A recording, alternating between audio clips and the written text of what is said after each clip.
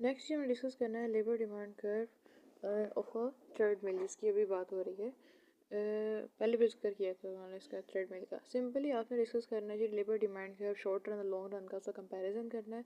जो demand curve ज़्यादा steeper है वो short run labour demand curve है, और जो डिमांड कर्व जो लेबर के लिए है वो थोड़ा फ्लैटर है, वो लॉन्ग रन के लिए। ठीक है, तो लेबर डिमांड कर्व ही है ये शॉर्ट रन और लॉन्ग रन में, बस वो कंपैरिजन कर रहे हैं कि शेप्स में डिफरेंस क्या आता है। Short run labour demand curve ज़्यादा स्टीपर क्यों है, यानी कि तिरछा है, उसमें जो स्लोप है वो ज़्यादा है उसकी। वो इस वजह से है क्योंकि ज़्यादा डिमिनिशिंग मार्जिनल रिटर्न या diminishing marginal product of labour ज़्यादा होती है शॉर्ट रन में। और वो क्यों ज़्यादा होती है, क्योंकि शॉर्ट रन में एक फर्म अपने कैपिटल को चेंज नहीं कर सकती, क्योंकि फिक्स्ड होता है कैपिटल, और उस पर जब लेबर आप ज़्यादा लगाते हो तो बहुत ज़्यादा डिक्लाइन आता है मार्जिनल प्रोडक्ट ऑफ लेबर में।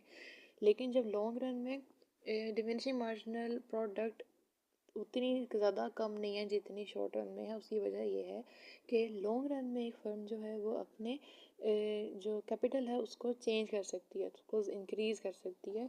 इस वजह से जो decline in the marginal product of labour होता है वो उतना ज़्यादा नहीं होता।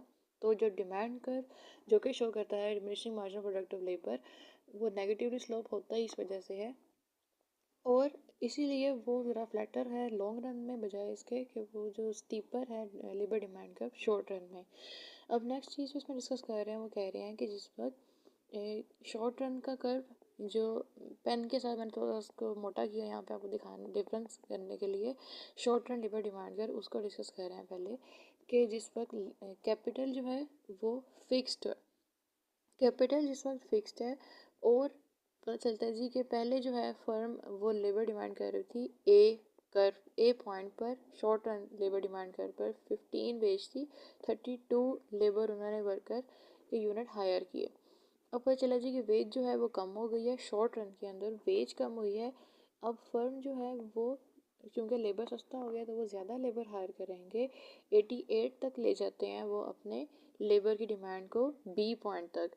और ये उस सूरत में हो रहा है जिस पर कैपिटल फिक्स्ड है 32 पर, क्योंकि ये शॉर्ट रन है।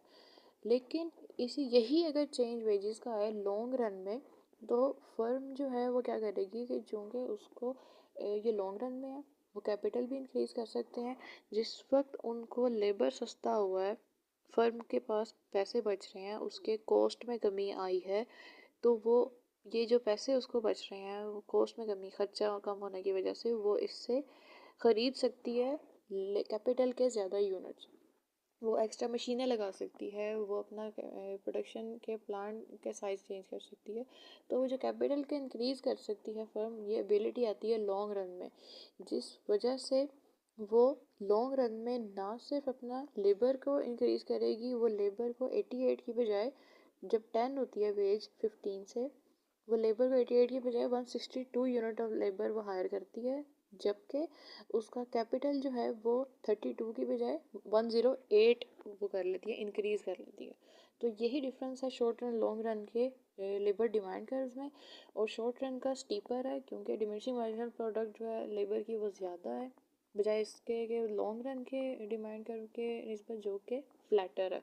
और शॉर्ट रन में कैपिटल फिक्स्ड होगा, लेकिन लॉन्ग रन में कैपिटल भी इंक्रीज़ हो सकता है या चेंज लाया जा सकता है कैपिटल में। और ये सारा हम डिस्कस कर रहे हैं उस सूरत में जिस वक्त वेजेस कम हो, पहले शॉर्ट रन में फिर लॉन्ग रन में। नेक्स्ट जो टॉपिक है जनाब आपका वो बड़ा इंटरेस्टिंग है, वो फैक्टर मार्केट डिमांड कर्व है। वो देख रहे हैं जी जो फैक्टर्स प्रोडक्शन थे इनपुट या लेबर और कैपिटल, इनका जो मार्केट डिमांड कर्व है वो कैसे डिराइव किया जाता है। आपको पता है कि इंडिविजुअल फर्म्स का भी आप फर्स्ट ईयर में भी पढ़ा हुआ है, और ये पिछले BS में भी आप देख चुके हो कि जो मार्केट डिमांड कर्व होता है वो कैसे डिराइव करते हैं कि जितनी इंडिविजुअल फर्म्स होती हैं ना, उन फर्म्स या मार्केट की फैक्टर मार्केट की बात होगी तो डिमांड जो है वो फर्म्स की साइड पे आती है।